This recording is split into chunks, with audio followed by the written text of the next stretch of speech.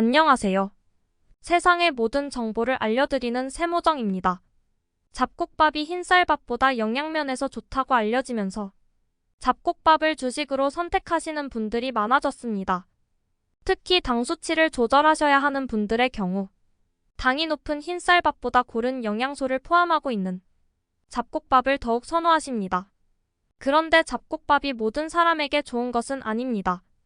또한 사람에 따라 넣어야 하는 곡물이 분명하게 다릅니다. 만약 잘못된 곡물을 넣어 지속적으로 섭취한다면 사람을 천천히 죽이는 독약으로 잡곡밥을 섭취하게 됩니다.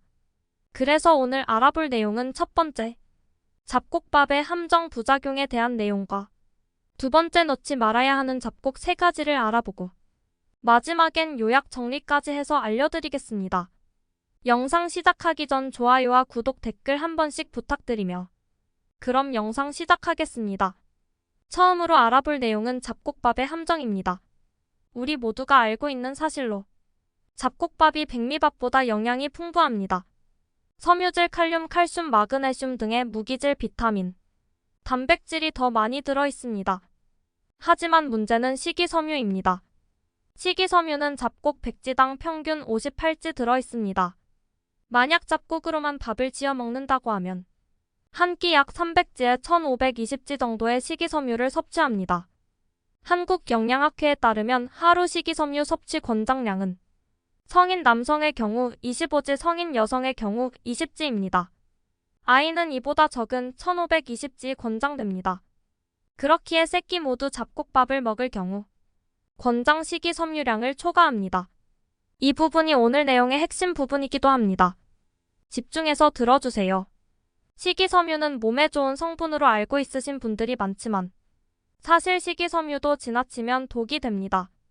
식이섬유를 섭취하게 되면 몸속 유해물질을 흡착하여 몸 밖으로 배출하는 아주 중요한 역할을 하는데 식이섬유 섭취가 과도하게 이루어진다면 유해물질만 흡착하는 것이 아니라 몸에 좋은 비타민이나 무기질까지도 흡착해 배출하게 됩니다. 또 식이섬유는 단백질과 섬유질이 풍부해 소화가 쉽지 않은 성분입니다. 특히 치아 및 소화 기능에 어려움이 있는 노인, 성인에 비해 소화 능력이 떨어지는 어린이, 위장 질환자라면 잡곡밥 섭취 시 더 주의를 기울여야 합니다. 6세 미만의 어린이의 경우 잡곡밥을 먹으면 소화가 더뎌지고 위에 포만감을 줍니다. 이로 인해 소화기 장애가 발생하거나 영양 섭취가 줄어드는 등의 역효과가 날 수 있으므로 잡곡밥보다는 쌀밥을 먹는 것이 낫습니다. 평소 소화가 원활하지 않은 위장 질환자도 마찬가지입니다. 잡곡은 백미와 달리 정제되지 않아 소화 흡수율이 낮아 위에 부담을 줄 수 있습니다. 또 식이섬유가 대장에서 분해되는 과정에서 수소, 탄산가스가 생기며 장을 자극합니다. 그렇기에 여기서 정리를 한번 하자면 잡곡밥으로 세 끼를 모두 드신다면 과도한 식이섬유 섭취가 이루어지고 몸에 좋은 영양분들의 손실이 옵니다. 또한 소화 불량을 유발할 수 있으니 적당량을 섭취하는 것이 좋습니다. 적당량 계산은 마지막 부분에 해드릴 테니 꼭 끝까지 시청해 주시길 바랍니다. 한편 다양한 잡곡을 먹는 것이 좋다고 생각해 여러 종류의 잡곡을 섞어 밥을 짓기도 합니다. 그러나 너무 많은 잡곡을 섞는 것은 바람직하지 않습니다. 자신의 체질에 맞지 않는 잡곡까지 섭취하고 소화 흡수율이 떨어질 우려가 있기 때문입니다. 두세 가지 잡곡만 백미와 함께 섞어 섭취하는 것이 소화나 영양소 섭취에 더 좋습니다. 그렇다면 여기서 우리 몸에 맞는 잡곡은 무엇이며 안 맞는 잡곡은 무엇일까요? 현미. 최근 번역 출간된 책 플랜트 패러독스는 현미를 먹지 말아야 할 음식 중 하나로 분류해놨습니다. 현미 등 통곡물의 섬유로 된 껍질과 겉껍질, 겨 안에는 미네랄의 흡수를 방해하는 피틴산과 소화효소의 작용을 막아 성장을 방해하는 트립신 억제인자, 그리고 장내벽의 틈새를 만드는 장누수 증후군을 일으키는 렉틴 등 해로운 화학물질이 들어있어 각종 질병의 원인이 된다는 것이 저자인 스티븐 건드리 박사의 주장입니다. 또한 현미에 함유된 피틴산이 철분이나 칼슘 등 몸에 좋은 미네랄 성분을 흡착해 몸 밖으로 배출시키기 때문에 빈혈과 골다공증 등이 생길 수 있다는 주장도 있었는데 이는 쥐를 대상으로 한 실험에서 현미만 먹은 그룹에서 변을 통해 배출된 칼슘과 인 등의 미네랄 양이 백미만 먹은 그룹에 비해 많았다는 실험 결과가 근거로 제시되기도 했습니다. 현미의 독성 물질로 지목된 피틴산이나 렉틴 등도 양면성을 지니고 있습니다. 피틴산은 현미뿐 아니라 콩류, 아마씨, 들깨, 참깨 등 다양한 곡물과 대부분의 곡류에 함유되어 있습니다. 칼슘이나 철분 등 미네랄의 흡수를 방해한다는 부정적인 연구 결과도 있지만 몸에 해로운 중금속을 배출하며 혈전을 예방해 동맥경화 등 심혈관 질환의 위험을 낮춘다는 등 긍정적인 연구 결과들도 있습니다. 렉틴은 동식물에서 발견되는 단백질 복합체로 세포막의 당분자와 결합해 세포의 응집 분열, 기능 활성화 등에 관여하는 물질을 종칭합니다. 강낭콩의 피토에마글루틴인 미래의 WGA나 글루텐 등 수천 종이 존재한다. 식물 속 렉틴 역시 질병과 염증 등을 일으킬 수 있다는 주장이 있지만 항암, 에이즈 바이러스 감염 차단, 면역 증강 등 렉틴의 긍정적 기능에 대한 연구 결과도 나오고 있습니다. 비틴산 렉틴뿐만 아니라 식물 속에 함유된 다양한 화학물질은 과다하게 섭취하면 독이 될 수 있지만 적절한 양이라면 오히려 유익하다는 호르메시스의 원리로 설명되기도 합니다.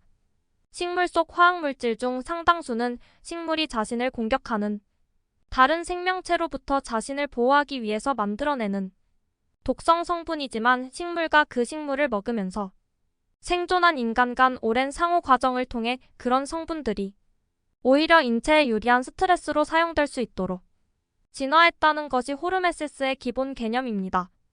예를 들어 인간의 몸속으로 들어온 특정 렉틴이나 피킨산은 위에서 위산에 의해 분해되며 입안과 장내 박테리아들도 이들의 위험성을 약화하도록 진화했습니다.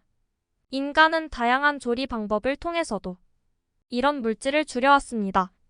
가령 콩 속의 렉틴은 익히거나 발효시키는 과정을 통해 100분의 1 수준으로 감소하며 비틴산 트립신 억제 인자도 이런 과정을 통해 대폭 줄어듭니다. 전문가들은 호르메시스의 원리를 역으로 해석하면 특정 음식을 만병통치약으로 여기고 지나치게 먹을 경우 오히려 해가 될 수도 있다는 것이기 때문에 여러 음식이 조화를 이루는 균형된 식단을 선택하는 것이 바람직하다고 조언했습니다.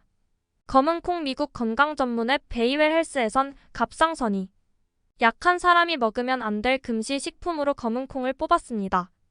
그 이유는 검은 콩에 풍부하게 함유되어 있는 사포닌 성분은 과다 섭취 시 요오드를 배출시켜 갑상선 호르몬의 체내 흡수를 감소시키기 때문입니다.